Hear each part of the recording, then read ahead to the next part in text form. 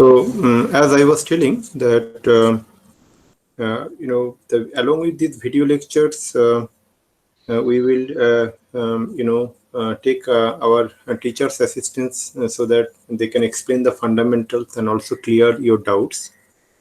And along with these chemistry faculty members, I would like to introduce our physics faculty member, Shumanto Koyal sir. And he is having both of them are having great background in chemistry and physics respectively, and having a very rich experience. So without taking much time, I would like to request Kaushik sir to start our today's class. So Kaushik sir will start atoms and molecules today, but he will start with very basics. So I called in this class many students. Many students I called. Mm, but the point is that you know sir will start with very basics so that you will get a fundamental ideas clear. So Kaushik sir, it is now I request you to take and proceed further. Thank you, Mr. Ujjwal Konar. So, dear students, I am Kaushik Dana. I think you can see me and also hear me. Yes, sir. Yes, sir. Yes, sir. Okay, okay, great. So I can tell about a little about myself. So I was a student like you when I was in 1989. I was at class 9. So probably at that time I read about those things what I'm going to share with you right now. Now this chapter on atoms and molecules form the basis of chemistry. It forms the basis of chemistry, and when you are reading at class 9, you probably know that water is H2O. Okay, sand is silica SiO2. But how we understand right now, whatever understanding of these atoms and molecules right now we have, that didn't came in a flash. It came after maybe more than 1,500 years of scientific inquisition. So in my presentation, basically, I'll be sharing with you a PowerPoint presentation in which I would be sharing with you how human, maybe from 500 BC, they tried to understand what is the building block of matter. So initially, it was a very philosophical inquisition, and then gradually that inquisition turned into experiments, then postulates, laws, theories, and now we understand what is atom. It is composed of neutrons, protons, electrons, like that. But that came after a long sequence of scientific research. So here I just go to my presentation and share with you with many graphics and other things so that that becomes palatable for you. So let's start. The topic is atoms and molecules. See, in this slide, I have put two very curious images. Two very curious images. And I'm not going to explain those right now, but I keep the suspense and I tell you the first image, the left one, colorful, is related to atoms, and the right one is related to molecules. And also, these two images are just the result of top level scientific research, recent research. Okay. Now, the chapter relevant to this is chapter 3 from the NCERT books called Atoms and Molecules. The PDF probably you have, or it can be shared. So this is a very well prepared chapter. So I request you to read the chapter line by line, every line you read, because these are written by a group of teachers very well experienced in their field. And if you read it line by line, it gives you a thorough understanding of the material. So, and basically you learn everything when you discover by yourself. So a teacher cannot teach you, he can only help you to raise your curiosity. So I request you all read the chapter line by line and then I can help you to make it more understandable. Okay. Yes, sir. So what? Okay. Then at the end of the chapter, after complete learning, what you are expected to learn, you should have a clear idea about what is the building block of matter. Then there are two laws. One is law of conservation of mass. Another is law of constant proportions. So these two laws might appear a little bit historic or archaic right now to the current understanding of atoms and molecules, but these were extremely important in the gradual understanding what we have today. Then comes what are elements and what are compounds. After that, you should know about atoms and that atomic mass unit. Okay. Then comes molecule and some other things about molecules, molecular mass, and probably the very important concept of mole concept. So that would be broadly our learning objectives in the chapter.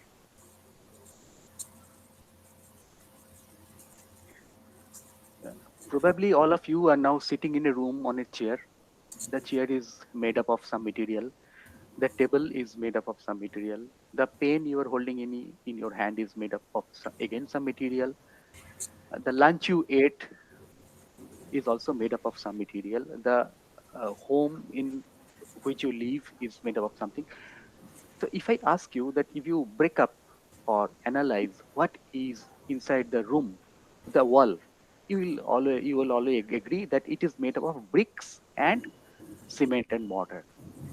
If I ask you what is your chair made of, you will tell it is made up of something of iron or some metal.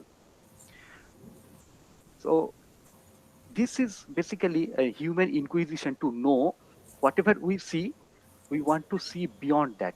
So we want to see much beyond what is that. We want to divide things up and see what is inside. Suppose you have taken jeera rice. Suppose this is an item, jeera rice. You know that jeera rice is made up of rice boiled with water plus jeera. In this way, we all try to understand that whatever matter we are surrounded with is made up of something.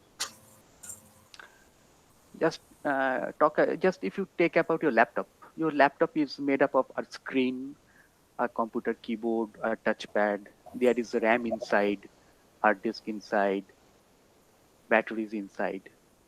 Then if I ask what is inside the hard disk, some person of you may say like, okay, these are circular disk of magnetic materials. Then I will ask what is that magnetic material. So in this way, if you as you see that we always try to know far beyond what we see, and you must agree that the whole universe is made up of different types of matter. The image I have placed before you is of a toy. Probably some of you have played sometime in your lifetime. These are Lego toys. I put this image for some purpose. See, this Lego toy setup shows a rail station, a small township like thing. So there are buildings, there are some park, rail lines, locomotives, human beings. So as if is it is our material world, isn't it? Now all of these, look at the rail line, the house, and other things, are again made up of smaller things. If we go to the next slide, I can explain it easier. Just look at this photo frame type of square thing.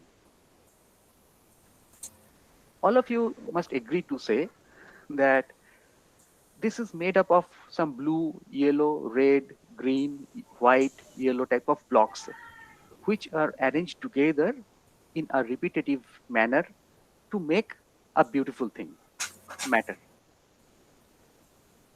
So from the earlier image to this image, you understand that whatever we see with your eyes, there is some repetitive combination of material inside that if we go beyond it. Now I am coming to the next slide, and I'm sure that all of you agree that whatever we have seen in the last two slides were basically composed of a combination of these blocks, that yellow, green, red, white, and other blocks. These were combined in different ways to sometimes make a rail engine, sometimes make a house, sometimes a garden, like that. So in this way, philosophically, if you think of that the room you are in is also made up of many small things. If you go on dividing it, the philosophical question comes: if you go on dividing the brick inside your house, what is the smallest unit? So long time back, 500 BC. 500 BC means probably it was just after the Indus Valley civilizational days. That time there was no smartphone, WhatsApp, Netflix, or anything. So people had many little things in their material life. They were surrounded with probably metallic tools maximum, or mostly terracotta type of things. So even that time, there were great sages, there were great thinkers, philosophical thinkers. Maharshi Kanad, he thought that every matter, like what you call the padarth, he said it is composed of Paramanu, and also said Paramanu cannot be divided further. So this type of thing, philosophical interpretation, was not based on any scientific experiment or something, but it appeared to them, and they told that if we break a material, we will end up in such a state which cannot be divided further. It is a great achievement. Then Pakura Pakura Katayama doctrine came later. He, it also said that these smallest particle can also combine to form different types of material. That here the important term is combination. So one we get Paramanu, then we get the term the combination of Paramanus. So Paramanus can be different. So different type of Paramanus combined together form different types of matter. In modern science also, mostly these two of them are not much acknowledged. Only the Greek philosophers like Democritus and other things, they are mostly known because they propose the terms atoms, which we use for atoms and molecules. Now, all these things, as I told you, were merely intellectual interpretation, philosophical interpretation without scientific interpretation. Because you have to understand, as you are studying science, that science and philosophy has got very important role to play. Science tries to explain what we observe. Science tries to explain what we observe with its best logical way of interpretation. But what cannot be explained by science becomes the playing ground of philosophy. So basically, where the science cannot reach, then the logic of pure mind of philosophy comes into play. So nothing is superior or inferior. Both have their own regions to play. So after all these philosophers think, in 18th century, something like 1830 or something, there their scientific thing, alchemists and other things, they started working on different type of chemical reactions and other things. And as a result, we got out of the philosophical thing to entry into some amount of the chemical science. So the most important name comes Lavoisier. Probably, maybe if I am taking a class on the science of atoms and molecules, you might happen that I have spent like 10 minutes on history. But see, this is important because uh, science is about a logical mindset.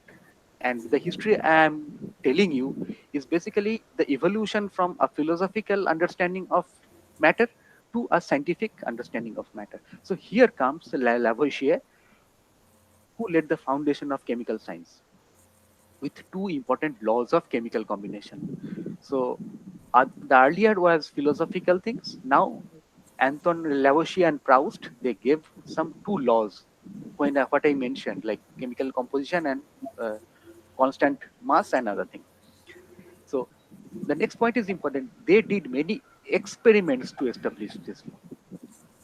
The first experiments regarding unveiling the matter, the nature of matter, started with Lavoisier and Proust during 1830 to 1874, as far as I can remember.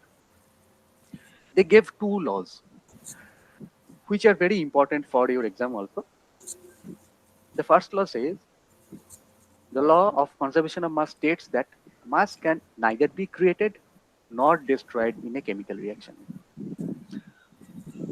So mass, so the initial reactant mass and the final reactant mass is same. For example, suppose you are burning carbon. If you are burning carbon in oxygen, so what will happen? It will form carbon dioxide, you know. And and 24 gram carbon react with 64 gram oxygen to produce 88 gram carbon dioxide. So initially you have got 24 grams plus 64 grams, so 88 grams. Also, the mass of CO2 that is generated after this combustion is 88. So that proves. In in fact, Lavoisier, Proust, they did many experiments with water and other things, whatever chemical reaction they could do to arrive at these conclusions.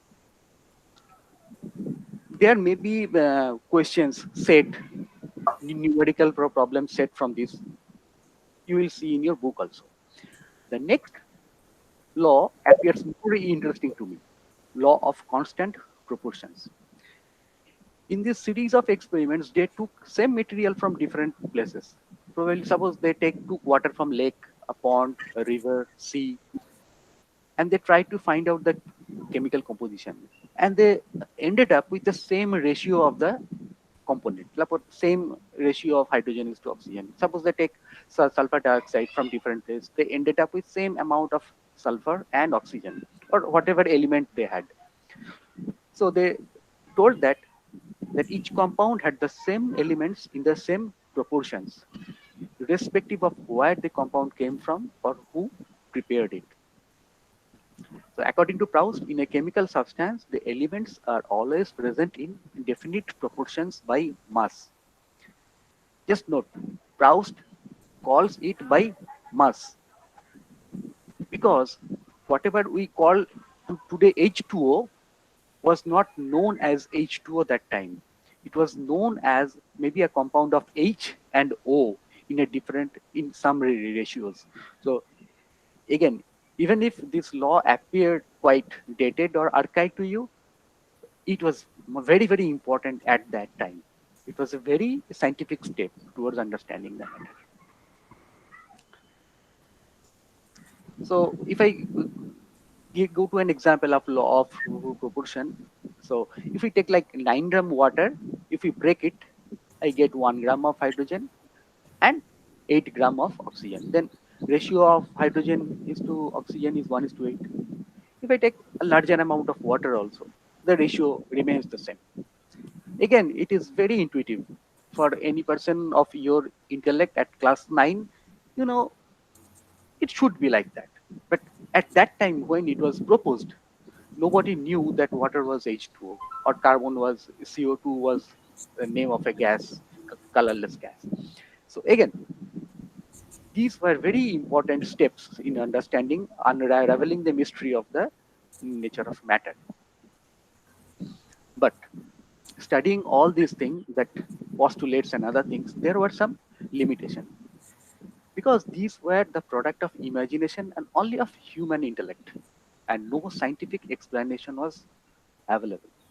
So even for the law of Lavoisier and Proust, there was no scientific explanation.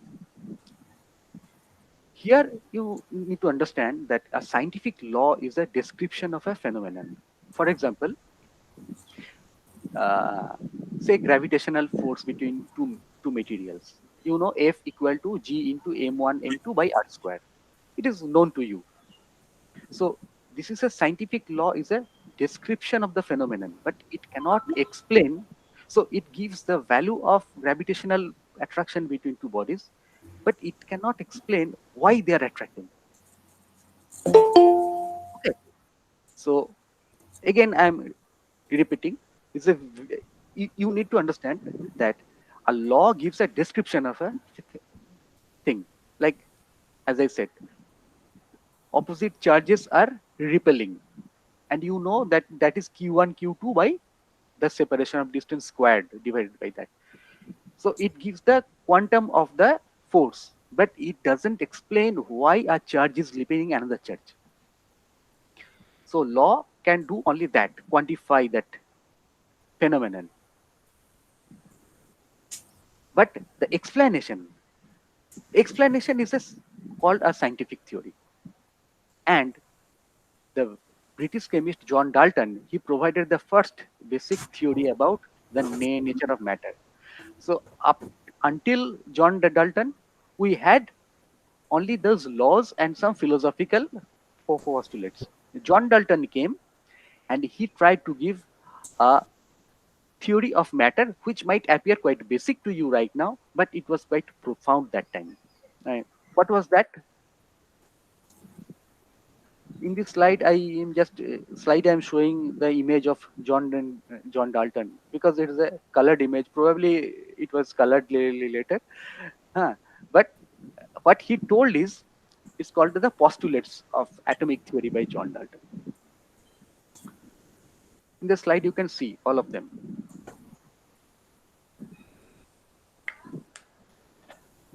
The important part of these I have highlighted. I made it bold. The first, he said, the matter is made of tiny particles called atoms. The matter is made of tiny particles called atoms that cannot be divided.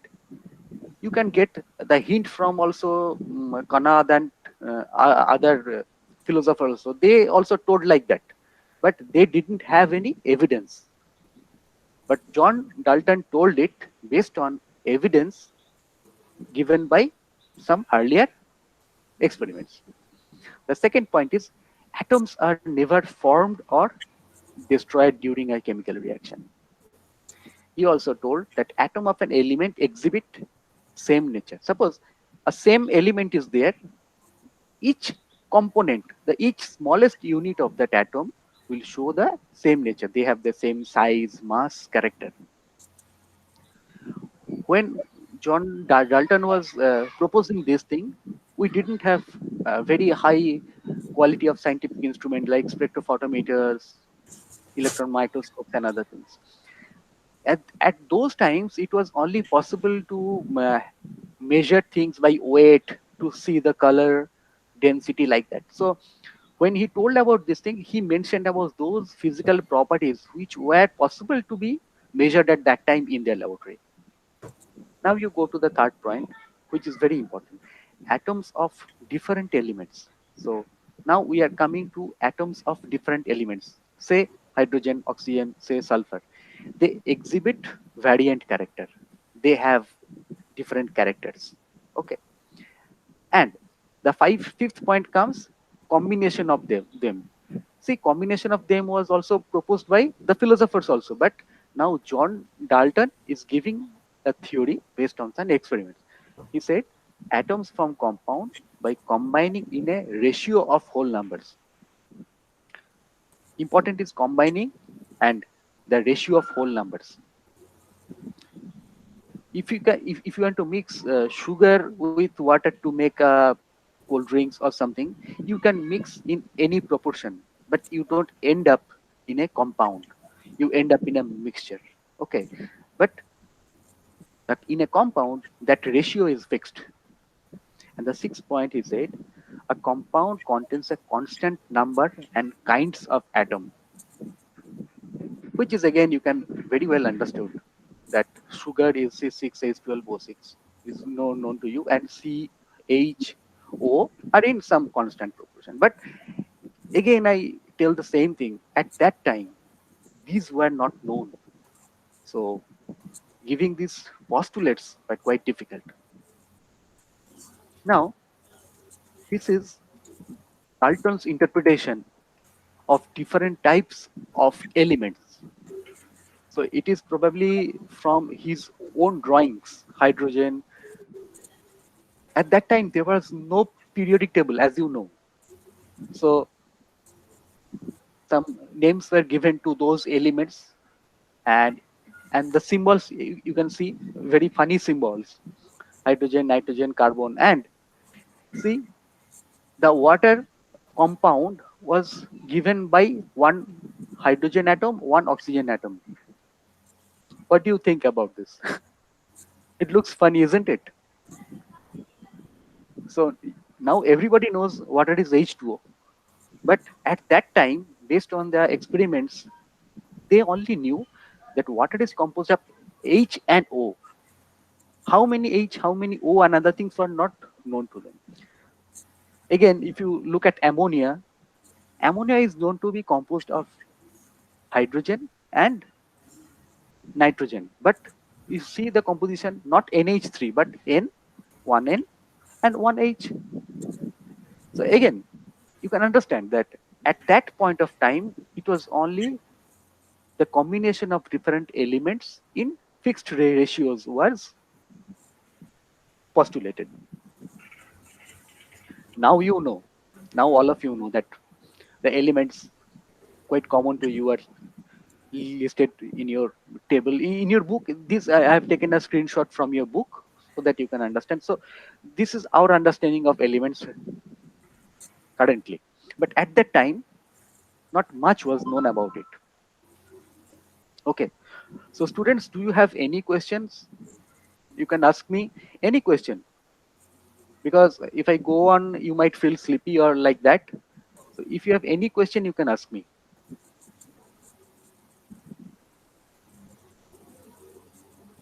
If I don't hear any question from you, so I can continue. Now I am coming to probably the most important thing what chemist will ask for. It is the periodic table, because in this periodic table all the possible elements are given, both artificial and natural elements. You start with hydrogen, helium, lithium, beryllium, boron, carbon, nitrogen, oxygen, fluorine. My question to all of the students: how many of you can memorize first maybe 18 elements? How many of you? Yes, sir. Okay, one, Yes. two. Yes, sir. Okay, then I would request all of you. Okay, I Yes, sir. request all of you to at least up to argon 1 to 18. That is, I consider a minimum. Okay, Yes. so in the next class, if I ask you, you should tell. Okay, it is very easy. You just make combine them in a form of a story or like that, mnemonics or something you form, and you can remember, and that would extremely help you in every part up to class 12, or even if you study graduation. Huh? So these are very common elements. After that, you can also learn the 3D block. Like, see, this is most element: hydrogen, helium, lithium, beryllium, boron, carbon, nitrogen, oxygen, fluorine, neon, sodium, magnesium, aluminium, silicon, phosphorus, sulfur. And probably you know that these are alkali metals, these are alkaline earth metals, these are halogens, these are so-called inert gases, and the property of these materials are similar. Whoever in the column, they have got similar properties, and the properties change from top to bottom in a regular way, which can be explained from their electronic structure. So chemistry is all about correlation of the reactivity with its electronic structure. So in gist, chemistry is correlation of electronic structure with the reactivity of the material. Okay. And isn't it amazing to tell that whatever we see in the world, in the supernova, in sun, anywhere in the Milky Way, everything is composed of only these things, only combination of these things in certain proportions. Okay.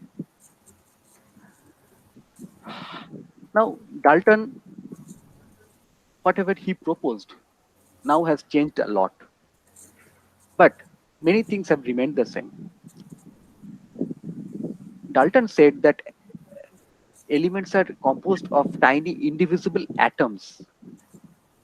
He thought that atoms could not be divided further. But all of you know that atoms can be divided into neutrons, protons, electrons, which are again can be divided into quarks. Though these can be again divided into, there are 6, 7, 8 type of quarks and other things. So atoms are not indivisible; they can be still divided. He also said atoms of same elements are identical.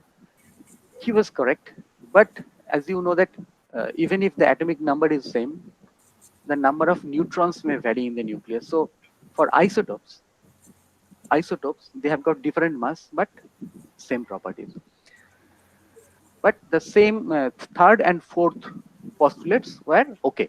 Okay, so even by that standard, what Dalton proposed basically was quite good.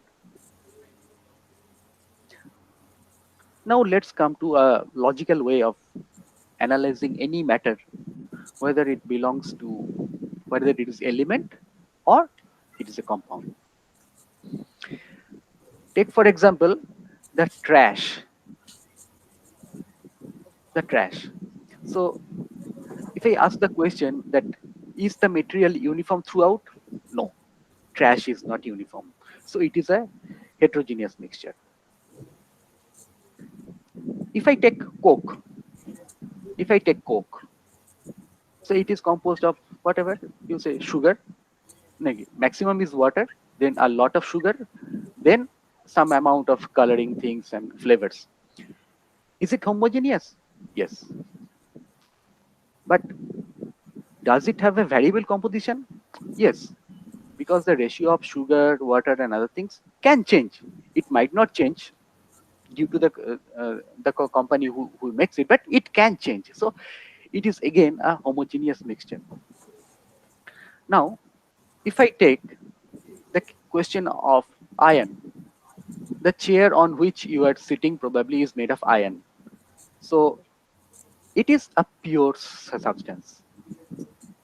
Does it contain more than one kind of atom?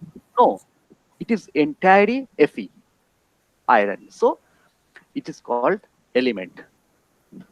Okay. Now, if you take water or if you take sugar, then you ask the question, does it contain more than one kind of atom? Yes, hydrogen and oxygen combine to form water. Sugar is composed of carbon, hydrogen, oxygen. So in this logical manner, you can take any matter in the universe and then find out whether it is an element or a compound. Now, a very easy way to understand what are the elements is that whoever is present in the periodic table are elements. Probably nobody has told you that in a very candid way.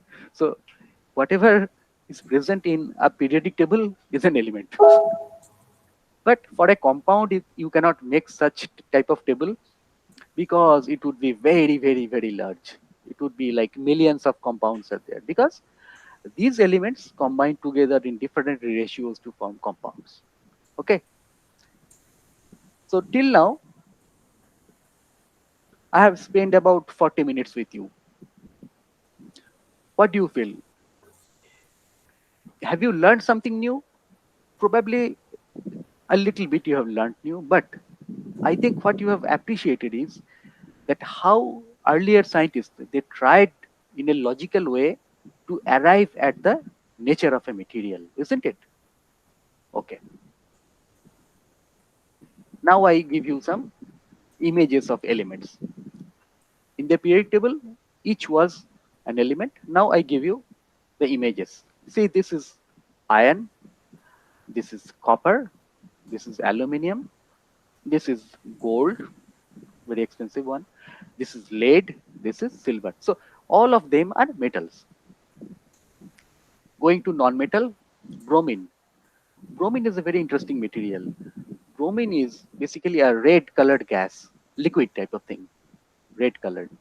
Then carbon, this looks like graphite. You have got phosphorus, sulfur. And the main point is all of these elements are composed of single type of atoms. Important keyword is single types of atoms. The next question all of you may ask, if it is single types of atom, then how do atoms exist in elements? Your understanding of atom is a nucleus composed of protons and neutrons and surrounded by a cloud of electrons. If that is an atom, a single bare atom, which is very, very small, 10 to the power minus 10 meters, very small, 10 to the power minus 10 meters, how that can exist and how that type of small iron atom probably make a large block, isn't it? This block is probably say 1 inch by 1 inch, but the smallest particle inside it is 10 to the power minus 10 meter. So how they combine together, how they form an aggregate or something to give rise to this large shape? This is a very valid question. Now, atoms of most elements are unable to exist independently. Most elements cannot exist independently. They form molecules or ions. So basically they combine. They combine with together to form ions. And so that when they do this, they aggregate together in large numbers to form a matter that we can see, feel or touch. Those small iron atoms, they combine together to make a iron nail which you can hold.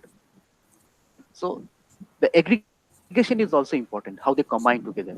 So atoms in general cannot exist singly, they combine. They combine to form a large big material which we hold together, and that is called a basically a molecule. Hmm. You may get confused that I am telling that the iron nail you are holding is a molecule. No, it is not that. It is not that. But if you break the iron nail into small and small and smaller part, the smallest unit you say, which gives the property of iron, is the iron molecule. Now, how these atoms can combine?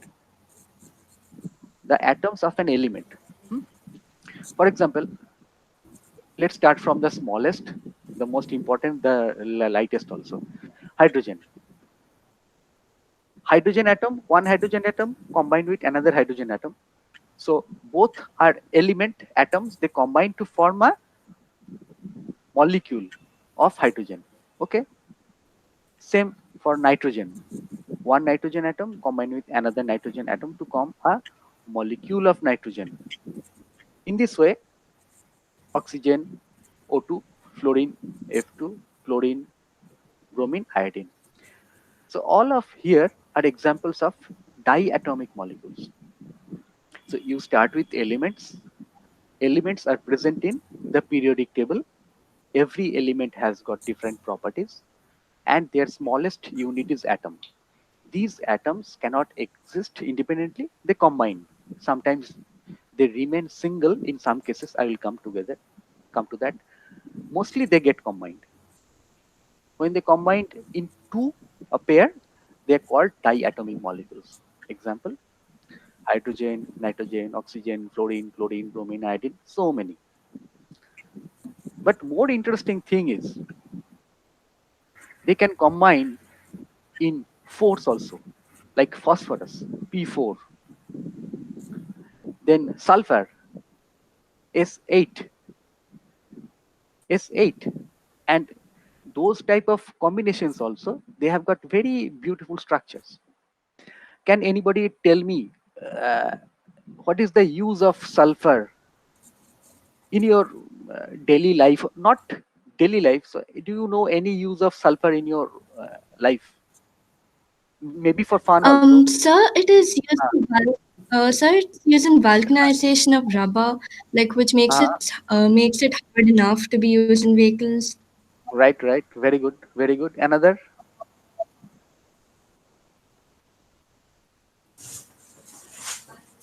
You can try.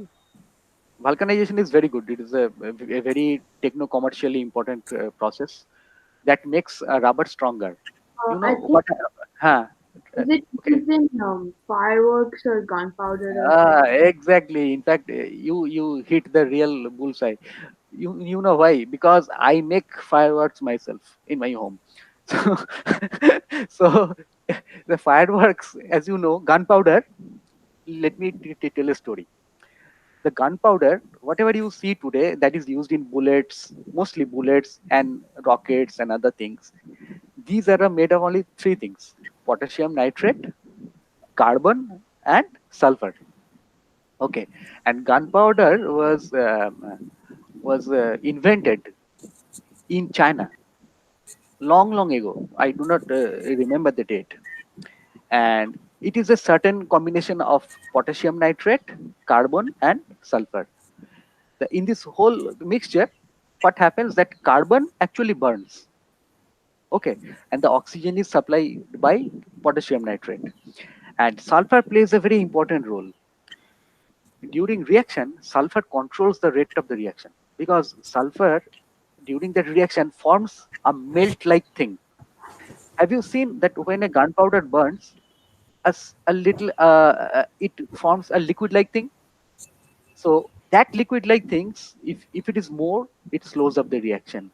So in this way, one can control the speed of the reaction. So sulfur, one very good example is fireworks, and it is also used in bullets. So good. So the chemistry, as I know, it's all about colors, fun, and other things, isn't it? I always tell the students that if you want to love chemistry, you enjoy chemistry. Because in school days, I remember I didn't like chemistry much, because all it appeared to me is like memorizing everything, all the reactions, like X Zn plus 2NaOH is equal to Na2ZNO2 plus H2, then balancing it and other things. Yes, it was rigorous at that time, but the most important thing is the color, the changes, and the science and the reason behind it. So whenever I try to study anything, I I try to find out the fun side of it. So that's why I told, like, sulfur reminds me of fireworks first. Okay, let's go to the next slide.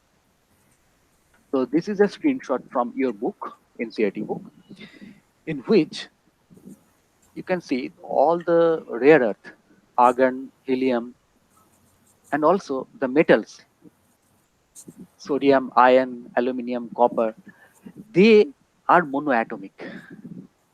That means these elemental atoms, the atoms of these elements, they remain single. They do not make a bond with each other, but they remain side by side. Okay, there is a difference of making a bond or remaining side by side. So when I'm telling that iron atom and another iron atom 1, iron atom 2, iron atom 3 are side by side, that means they are bonded with a different type of bond, not a covalent bond. Okay, they are joined together with some type of bond, but that is not as strong as a bond like H2O2N2. Again, I am repeating. This is very important.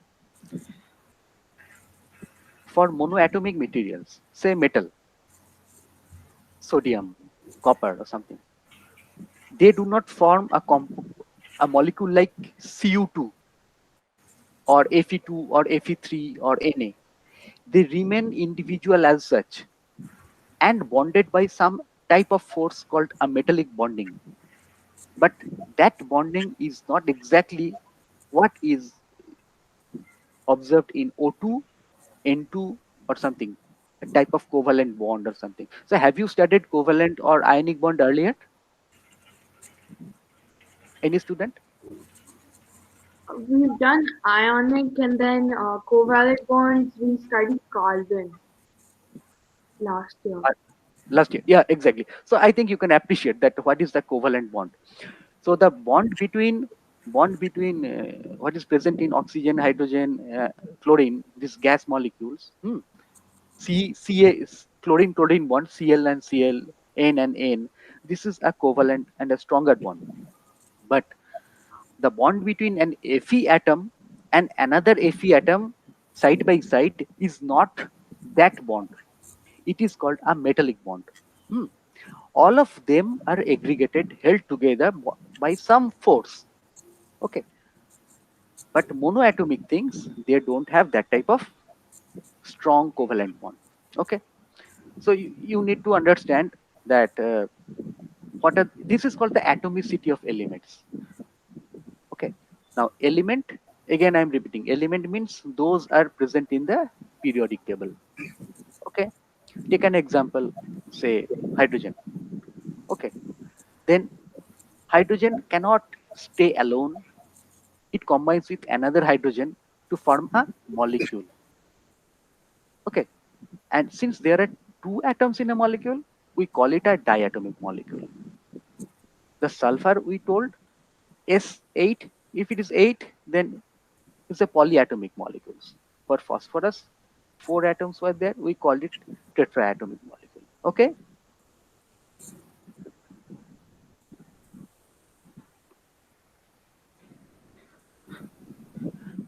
I talked about elements altogether till now.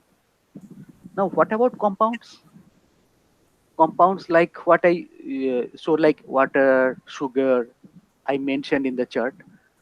So molecules can be of element, molecules can be of compound. So in this graphic presentation, the left hand side is known to you. So molecules of elements like H2, helium is alone, monoatomic. So for helium, the atom and molecule are same. For oxygen gas, it is O2. So these are molecules of element. But the molecules of compound, say hydrogen chloride, carbon dioxide, so CO2, H2O. In the left hand side, both atoms are same. Here, atoms are different. They are combined in certain ratios. So we call it compound. Okay. If I just recapitulate, we started from the nature of material. Okay. So whatever is visible, perceptible to our eyes, our senses, that we could categorize into two things, element or compound. And here you can see that both element and compound have got some molecules.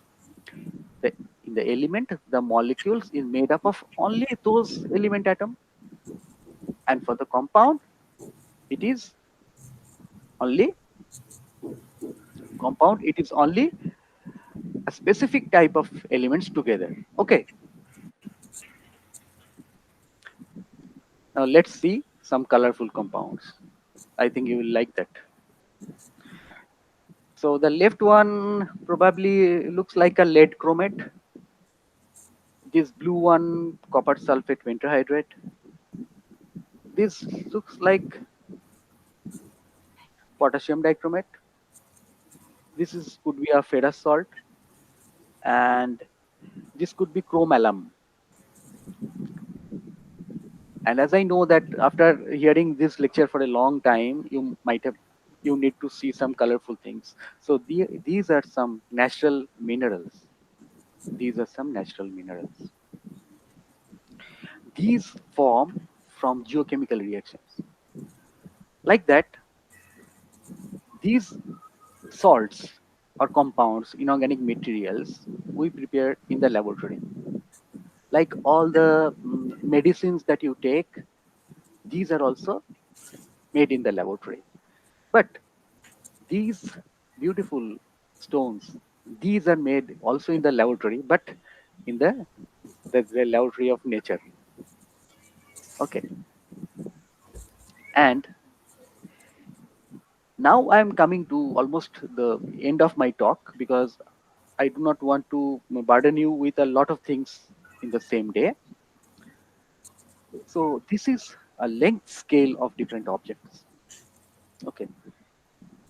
The smallest is atom in the left hand side. It is 0.1 nanometer, and up to 1 millimeter. A grain of sugar could be like around 1 millimeter grain of sugar. If you look here, from 1 millimeter to 0.1 nanometer, so small an atom is. You have seen that it is possible to see pollen, animal cell, plant cell through microscope, red RBC, mitochondria, even bacteria. These can be observed through light microscope. Here you can see it is given that up to 100 nanometer we can observe this material by light microscope. Can anybody tell why it is so that we can see only up to say 100 nanometer through light microscope? Then we need to go for electron microscope. Just guess.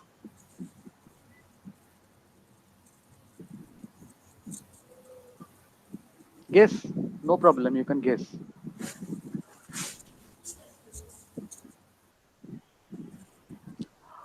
Okay. So will If the I size of the objects get smaller than the size of the light ray? That's why you can't. exact. Yeah, It won't exactly. reflect on. Exactly. Because simply the wavelength of light is 400 to 700 nanometer. What can be perceived by our eyes? Okay, which can be perceived by our eyes. So beyond that, we cannot go. 1 minute. I just lost my presentation somewhere. Okay, just wait a minute. I just still lost my presentation somewhere. Probably I need to restart again. Okay, just bear with me. Okay, just bear with me. Just bear with me. Okay, just bear with me.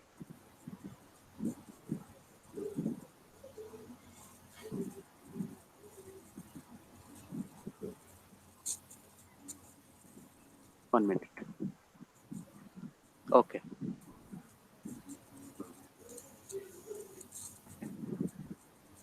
I was almost at the end of my planned talk today. I was here. Okay. So a very good answer from you that light microscope, we can go up to 100 nanometer, because the wavelength of light, the smallest is around 400. So we cannot go beyond that. Okay. Then comes electron microscope. Now, the wavelength of electron microscope can be changed, because you can increase the energy and make the wavelength smaller and smaller. Now, just look at the viruses are so small, around 10 nanometer. Even the proteins are smaller. The fat, the lipids are smaller. And this is a large molecule, fullerene. Probably you heard the name. It is a carbon molecule composed of 60 carbon molecule altogether. It is a round-like thing. And the smallest we deal with, an atom. And it is very interesting to note that in the next slide, probably next, maybe not next, here, that if the blue circle is an atom. If the blue circle is an atom, the diameter is around 10 to the power minus 10 meter. Okay, you know that inside at the center there is a nucleus composed of neutrons and protons. What is the diameter? 10 to the power minus 14. So 10,000 times smaller. So basically what happens that out of this whole blue region we called atom, it is mostly vacant and filled with electron cloud. And the only dense part is this dot. Just think about it. Suppose you 55 kg is your weight, and you occupy a such large volume. So you are composed of atoms, and that atoms is mostly vacant. Just think of you as a hollow person. If you look at your friend and you tell him that, see, you are made up of atoms, and most of the atom is basically vacant, only the nucleus is dense, so we are almost like sponge. I think you isn't it funny?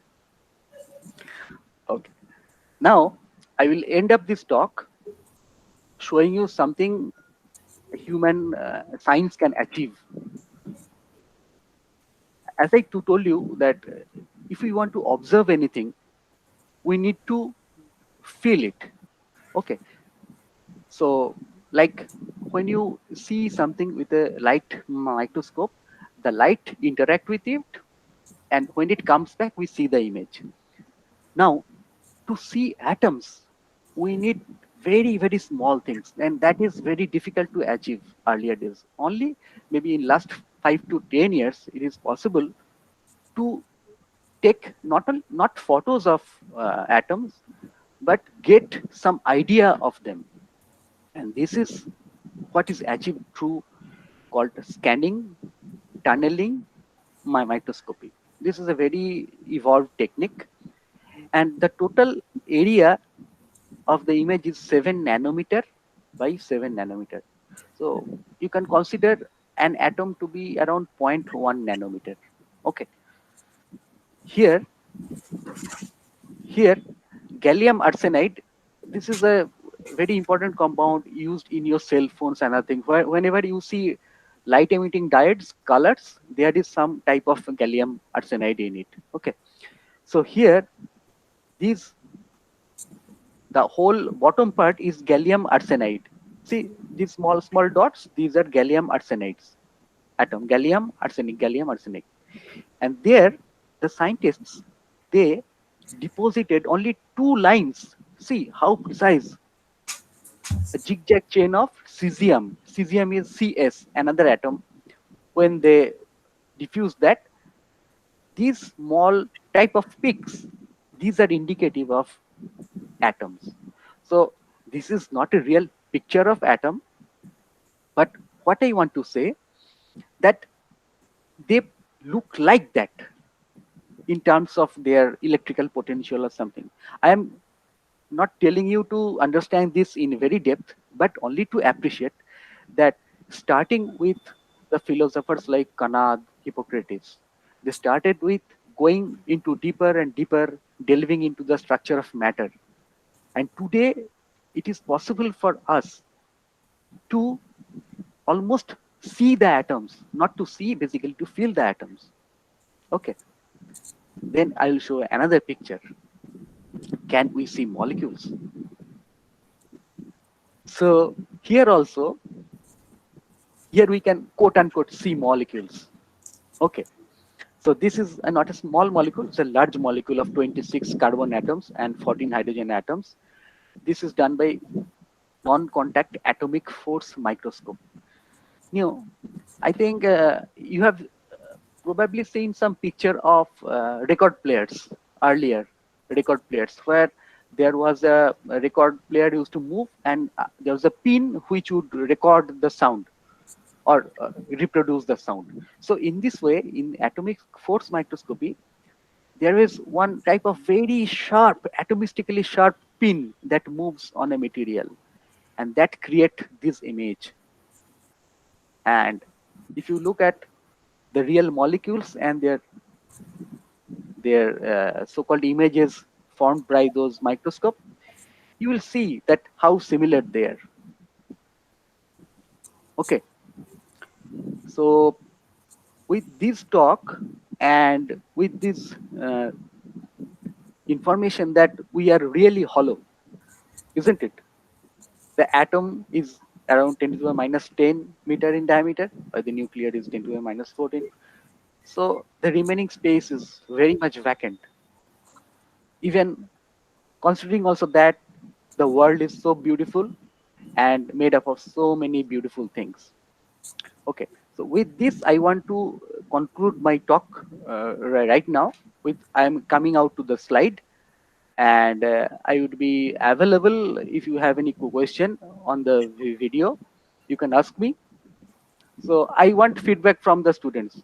So I have never taught such young kids. I have always taught MTech and BTech students. So I try to fill the presentation with so many colorful images. So how do you think that? How should I go faster, slower, or I need feedback from you? How do you like it? How can I make it more interesting? Please start. Please tell me. Yeah, great, Kaushik sir. Great. I really, I listened, each and every bit, and I really appreciate. So, as you correctly said, that how it is better to ask from the students. So, Manishika, what is your, feedback on today's session? So it was good. Okay. Okay. Good, absolutely. I agree to you. And as time goes by, Kaushik sir, you can correct me. Today it was a very, foundation. This foundation is very important. As he initially said, science and philosophy both are, important. And I think where science can't answer, philosophy gives some kind of a sense of it, and again science come back, it goes in back and forth manner. So, and but the point is that you all worried about the exam marks. That is very important, absolutely important, but along with that, this understanding is also quite important if you want to make a very good thorough understanding and have your career in this domain. um, in the next few classes, Kaushik sir, you can correct me that there'll be more in-depth discussion, I hope. And what do you say, Kaushik sir? This is the thing. What in the next few classes, it will be more in-depth discussion, right? Yeah. Yeah. Okay. So, Srimali, what is your feedback? Kalpita, um, Srijita? Sir, it is very nice. Yes, sir. It's very nice for the first class. Okay.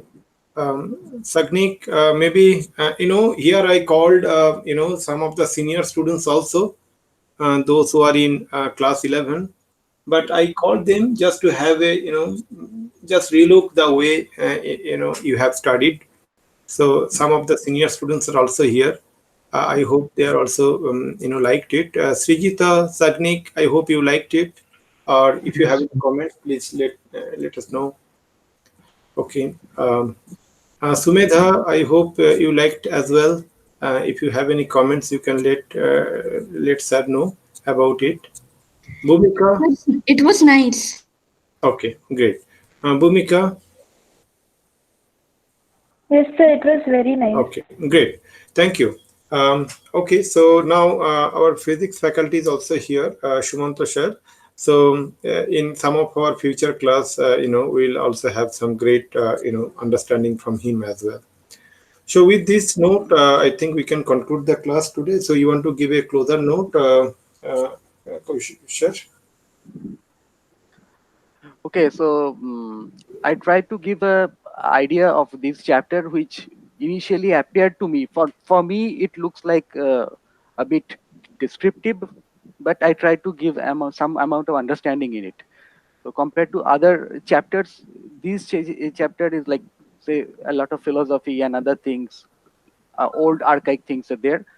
I tried to get around that with some new information, and I will take feedback from Ujjwal sir also, how to modify this and how to just go into the real chapter, and so that you can answer questions. So in this way, probably from the next class, we'll much more focus on that. But don't confuse with element, compound, atom, molecule. So this could be confusing. What is atom, which is molecule, which is element, which is compound. So have a very clear idea. And my ardent request to all of you, you read the books line by line. The books are written for that. You read the books very well. You can understand many things by yourself. Only where you are getting stuck or getting bored, just ask me the right explanation for that. Okay. So again, I request you to read the books. Exactly. Means, I can tell you one thing, dear students, that Kaushik sir is having 3 patents in his name. Okay. In the field where he is working, he is having 3 patents in chemistry. And he is one of the, world-renowned, figure in chemistry. But on my request, he came that he told that, okay, he will give a very clear understanding about the foundations of chemistry to all of you. And whatever he said, why I'm saying all these things, that his patents and all these things, there is a context here. Whenever he said that, read line by line of that book, that NCERT book, please take this statement as a statement coming out from that God's mouth, that absolutely I should follow this thing. Sometime I have noticed that we have a tendency to go with the notes, point notes, and after that go to the exam. Yes, you can land up with earning great marks, but to have a very thorough understanding, as sir said, understand the difference between the different attributes of our universe, atoms, molecules, the particles, everything what he said, and that is only possible when you self-study and make a realization of your own. Kaushik sir, you can correct me in case my statement is not up to the mark, and then ask sir the questions. Unless you do this exercise, you cannot ask the right question. Am I right, Kaushik sir? I fully agree with Ujjwal sir. And I would always request the students that chemistry appears to be something to be memorized only. Please don't do it. It is very interesting subject. I will try to make it interesting. So whenever there is a confusion, you come to me. There is no need for memorizing without understanding. You understand it, it will automatically be absorbed in you. Okay. So read the book extensively, as Ujjwal sir said also. Okay. Thank you very much. Okay, so we'll have our next class. I'll announce the dates. Upfront. Okay. Thank you. Thank you. Thank you. Thank you, To sir. everybody. You're welcome. Yeah. Thank you, sir.